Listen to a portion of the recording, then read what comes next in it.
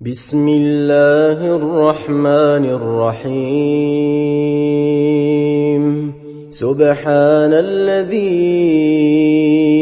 أسرى بعبده ليلا من المسجد الحرام إلى المسجد الأقصى الذي باركنا حوله لنريه من آياتنا إنه هو السميع البصير وآتينا موسى الكتاب وجعلناه هدى لبني إسرائيل ألا تتخذوا من دوني وكيلا ذرية من حملنا مع نوح إنه كان عبدا شكورا وقضينا إلى بني إسرائيل في الكتاب لتفسدن في الأرض مرتين ولتعلن علوا كبيرا فإذا جاء وعد أولاهما بعثنا عليكم عبادا لنا أولي بأس شديد فجاسوا خلال الديار وكان وعدا مفعولا ثم رددنا لكم الكرة عليهم وأمددناكم بأموال وبنين وجعلناكم أكثر نفيرا إن أحسنتم أحسنتم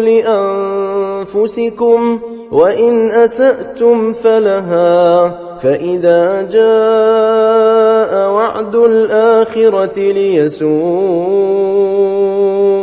وجوهكم وليدخلوا المسجد كما دخلوه أول مرة وليتبروا ما علوا تتبيرا عسى ربكم أن يرحمكم وإن عدتم عدنا وجعلنا جهنم للكافرين حصيرا إن هذا القرآن يهدي للتي هي أقوم ويبشر المؤمنين الذين يعملون الصالحات أن لهم أجرا كبيرا وأن الذين لا يؤمنون بالآخرة أعتدنا لهم عذابا أليما ويدعو الإنسان بالشر دعاءه بالخير وكان الإنسان عجولا وجعلنا الليل والنهار آيتين فمحونا آية الليل وجعلنا آية النهار مبصرة لتبتغوا فضلا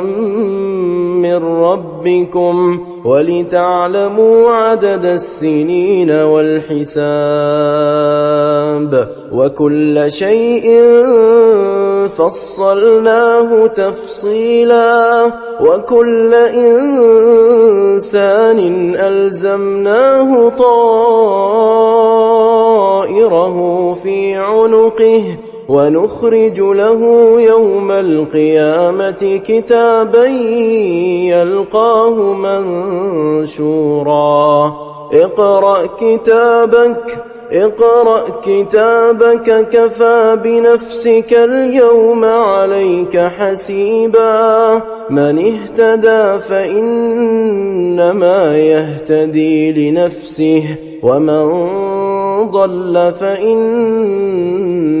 يضل عليها ولا تزر وازرة وزر أخرى وما كنا معذبين حتى نبعث رسولا وإذا أردنا أن نهلك قرية أمرنا متر فيها ففسقوا فيها فحق عليها القول فدمرناها تدميرا وكم أهلكنا من القرون من بعد نوح وكفى بربك بذنوب عباده خبيرا بصيرا من كان يريد العاجلة عجلنا له فيها ما نشاء لمن نريد ثم جعلنا له جهنم يصلاها مذموما مدحورا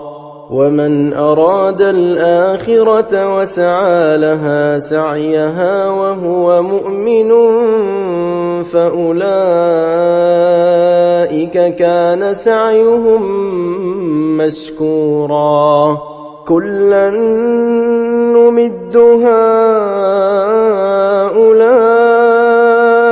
وهؤلاء من عطاء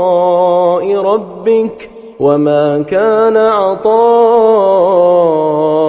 ربك محظورا انظر كيف فضلنا بعضهم على بعض وللآخرة أكبر درجات وأكبر تفضيلا لا تجعل مع الله إلها آخر فتقعد مذموما مخذولا وقضى ربك ألا تعبدوا إلا إياه وبالوالدين إحسانا إما يبلغن عندك الكبر أحدهما أو كلاهما فلا تقل لهما أف ولا تنهرهما وقل لهما قولا كريما واخفض لهما جناح الذل من الرحمة وقل رب ارحمهما كما ربياني صغيرا ربكم أعلم بما في نفوسكم إن تكونوا صالحين فإنه كان للأوابين غفورا وآت ذا القربى حقه والمسكين وابن السبيل ولا تبذر تبذيرا إن المبذرين كانوا إخوان الشياطين وكان الشيطان لربه كفورا وإما تعرضن عنهم ابتغاء رحمة من ربك ترجوها فقل لهم قولا ميسورا ولا تجعل يدك مغلولة إلى عنقك ولا تبسطها كل البسط فتقعد ملوما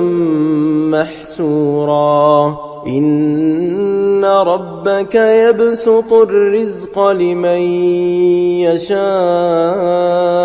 ويقدر إنه كان بعباده خبيرا بصيرا ولا تقتلوا أولادكم خشية إملاق نحن نرزقهم وإياكم إن قتلهم كان خطأ كبيرا ولا تقربوا الزنا إنه كان فاحشة وساء سبيلا ولا تقتلوا النفس التي حرم الله إلا بالحق ومن قتل مظلوما فقد جعلنا لوليه سلطانا فلا يسرف في القتل إنه كان منصورا ولا تقربوا مال اليتيم إلا بالتي هي أحسن حتى يبلغ أشده وأوفوا بالعهد إن العهد كان مسؤولا وأوفوا الكيل إذا كلتم وزنوا بالقسطاس المستقيم ذلك خير وأحسن تأويلا ولا تقف ما ليس لك به علم إن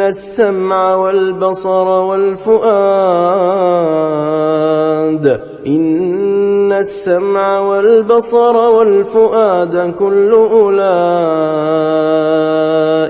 كان عنه مسؤولا ولا تمش في الأرض مرحا إنك لن تخرق الأرض ولن تبلغ الجبال طولا كل ذلك كان سيئه عند ربك مكروها ذلك مما أوحى إليك ربك من الحكمة ولا تجعل مع الله إلها آخر فتلقى في جهنم ملوما مدحورا أفأصفاكم ربكم بالبنين واتخذ من الملائكة إناثا إنكم لتقولون قولا عظيما ولقد صرفنا في هذا القرآن ليذكروا وما يزيدهم إلا نفورا قل لو كان معه آلهة كما يقولون إذا لابتغوا إلى ذي العرش سبيلا سبحانه وتعالى عما يقولون علوا كبيرا تسبح له السماوات السبع والأرض ومن فيهن وإن من شيء إلا يسبح بحمده ولكن لا تفقهون تسبيحهم إنه كان حليما غفورا وإذا قرأت القرآن جعلنا بينك وبين الذين لا يؤمنون بالآخرة حجابا مستورا وجعلنا على قلوبهم أكنة أن يفقهوه وفي آذانهم وقرا وإذا ذكرت ربك في القرآن وحده ولوا على أدبارهم نفورا نحن أعلم بما يستمعون به إذ يستمعون إليك وإذ هم نجوى إذ يقول الظالمون إن تتبعون إلا رجلا مسحورا انظر كيف ضربوا لك الأمثال فضلوا فلا يستطيعون سبيلا وقالوا أئذا كنا عظاما ورفاتا أئنا لمبعوثون خلقا جديدا قل كونوا حجارة أو حديدا أو خلقا مما يكبر في صدوركم فسيقولون من يعيدنا قل الذي فطركم أول مرة فسينغضون إليك رؤوسهم ويقولون متاه قل عسى أن يكون قريبا يوم يدعوكم فتستجيبون بحمده وتظنون إن لبثتم إلا قليلا وقل لعبادي يقولوا التي هي أحسن إن الشيطان ينزغ بينهم إن الشيطان كان للإنسان عدوا مبينا ربكم أعلم بكم إن يشأ يرحمكم أو إن يشأ يعذبكم وما أرسلناك عليهم وكيلا وربك أعلم بمن في السماوات والأرض ولقد فضلنا بعض النبيين على بعض وآتينا داود زبورا قل ادعوا الذين زعمتم من دونه فلا يملكون كشف الضر عنكم ولا تحويلا أولئك الذين يدعون يبتغون إلى ربهم الوسيلة أيهم أقرب ويرجون رحمته ويخافون عذابه إن عذاب ربك كان محذورا وإن من قرية إلا نحن مهلكوها قبل يوم القيامة أو معذبوها عذابا شديدا كان ذلك في الكتاب مسطورا وما منعنا أن نرسل بالآيات إلا أن كذب بها الأولون وآتينا ثمود الناقة مبصرة فظلموا بها وما نرسل بالآيات إلا تخويفا وإذ قلنا لك إن ربك أحاط بالناس وما جعلنا الرؤيا التي أريناك إلا فتنة للناس والشجرة الملعونة في القرآن ونخوفهم فما يزيدهم إلا طغيانا كبيرا وإذ قلنا للملائكة اسجدوا لآدم فسجدوا إلا إبليس قال أأسجد لمن خلقت طينا قال أرأيتك هذا الذي كرمت علي لئن أخرتني إلى يوم القيامة لأحتنكن ذريته إلا قليلا قال اذهب فمن تبعك منهم فإن جهنم جزاؤكم جزاء موفورا واستفزز من استطعت منهم بصوتك وأجلب عليهم بخيلك ورجلك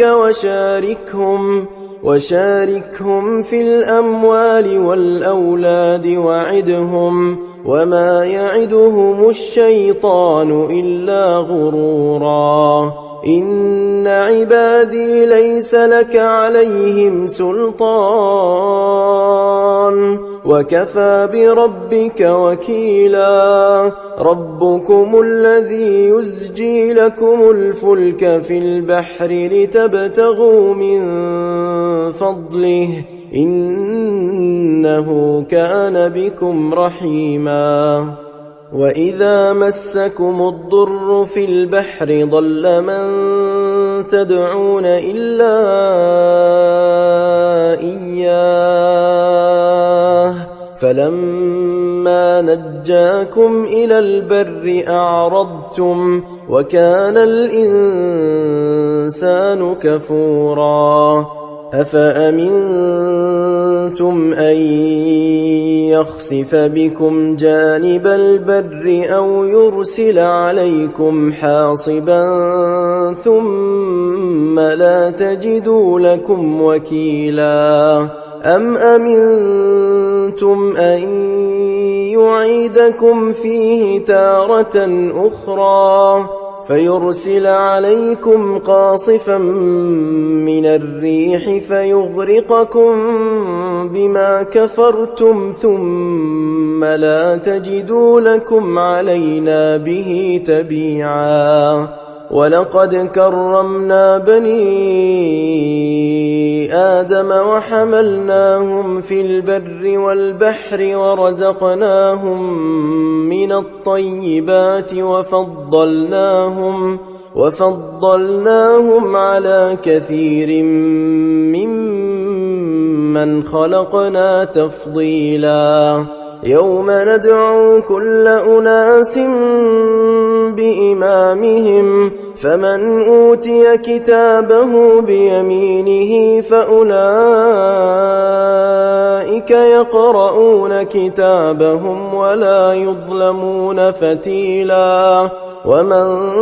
كان في هذه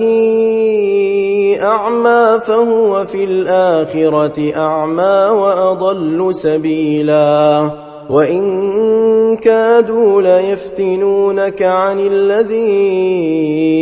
أوحينا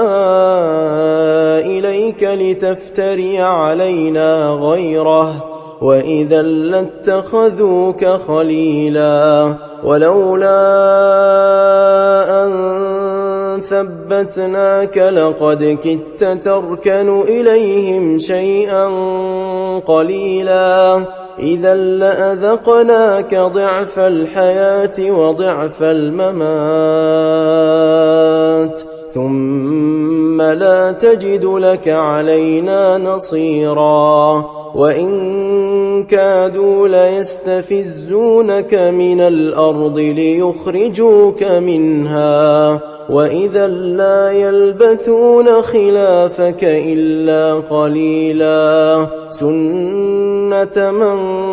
قد أرسلنا قبلك من رسلنا ولا تجد لسنتنا تحويلا أقم الصلاة لدلوك الشمس إلى غسق الليل وقرآن الفجر إن قرآن الفجر كان مشهودا ومن الليل فتهجد به نافلة لك عسى أن يبعثك ربك مقاما محمودا وقل رب أدخلني مدخل صدق وأخرجني مخرج صدق واجعل لي من لدنك سلطانا نصيرا وقل جاء الحق وزهق الباطل إن الباطل كان زهوقا وننزل من القرآن ما هو شفاء ورحمة للمؤمنين ولا يزيد الظالمين إلا خسارا وإذا أنعمنا على الإنسان أعرض ونأى بجانبه وإذا مسه الشر كان يئوسا قل كل يعمل على شاكلته فربكم أعلم بمن هو أهدى سبيلا ويسألونك عن الروح قل الروح من أمر ربي وما أوتيتم من العلم إلا قليلا ولئن شئنا لنذهبن بالذي أوحينا إليك ثم لا تجد لك به علينا وكيلا إلا رحمة من ربك إن فضله كان عليك كبيرا قل لئن اجتمعت الإنس والجن على أن يأتوا بمثل هذا القرآن لا يأتون بمثله ولو كان بعضهم لبعض ظهيرا ولقد صرفنا للناس في هذا القرآن من كل مثل فأبى أكثر الناس إلا كفورا وقالوا لن نؤمن لك حتى تفجر لنا من الأرض ينبوعا أو تكون لك جنة من نخيل وعنب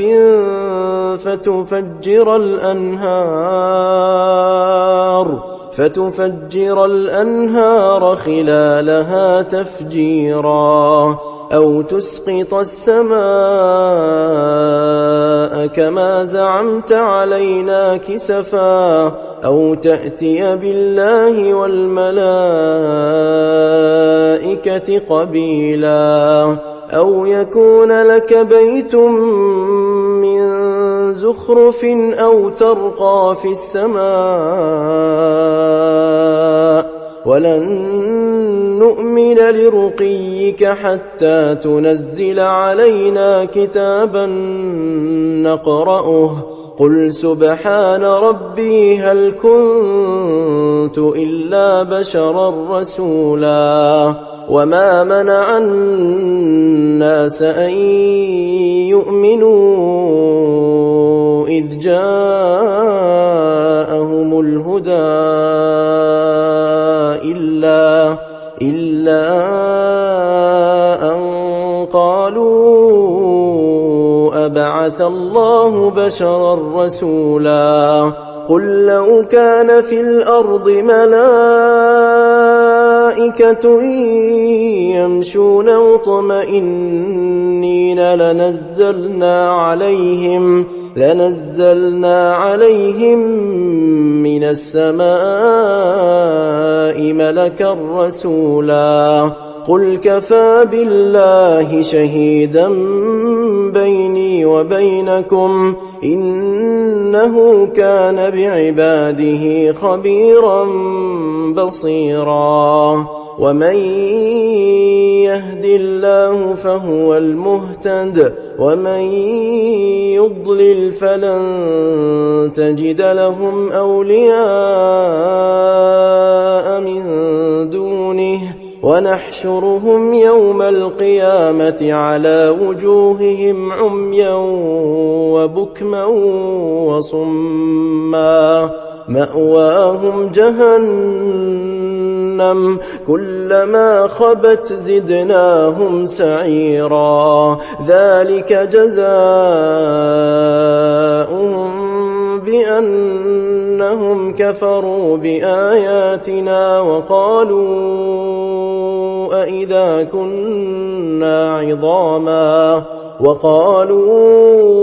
أئذا كنا عظاما ورفاتا أئنا لمبعوثون خلقا جديدا أولم يروا أن الله الذي خلق السماوات والأرض قادر على أن يخلق مثلهم وجعل لهم أجلا لا ريب فيه فأبى الظالمون إلا كفورا قل لو أنتم تملكون خزائن رحمة ربي إذا لأمسكتم خشية الإنفاق وكان الإنسان قتورا ولقد آتينا موسى 9 آيات بينات فاسأل بني إسرائيل إذ جاءهم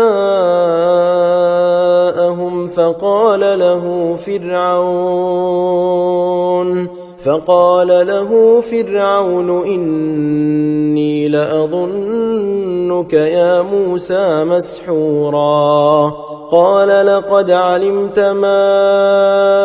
أنزل هؤلاء إلا رب السماوات والأرض بصائر وإني لأظنك يا فرعون مثبورا فأراد أن يستفزهم من الأرض فأغرقناه ومن معه جميعا وقلنا من بعده لبني إسرائيل اسكنوا الأرض فإذا جاء وعد الآخرة جئنا بكم لفيفا وبالحق أنزلناه وبالحق نزل وما أرسلناك إلا مبشرا ونذيرا وقرآنا فرقناه لتقرأه على الناس على مكث ونزلناه تنزيلا قل آمنوا به أو لا تؤمنوا إن الذين أوتوا العلم من قبله إذا يتلى عليهم يخرون للأذقان سجدا ويقولون سبحان ربنا إن كان وعد ربنا لمفعولا ويخرون للأذقان يبكون ويزيدهم خشوعا قل ادعوا الله أو ادعوا الرحمن أيما تدعوا فله الأسماء الحسنى ولا تجهر بصلاتك ولا تخافت بها وابتغ بين ذلك سبيلا وقل الحمد لله الذي لم يتخذ ولدا ولم يكن له شريك في الملك ولم يكن له ولي من الذل وكبره تكبيرا.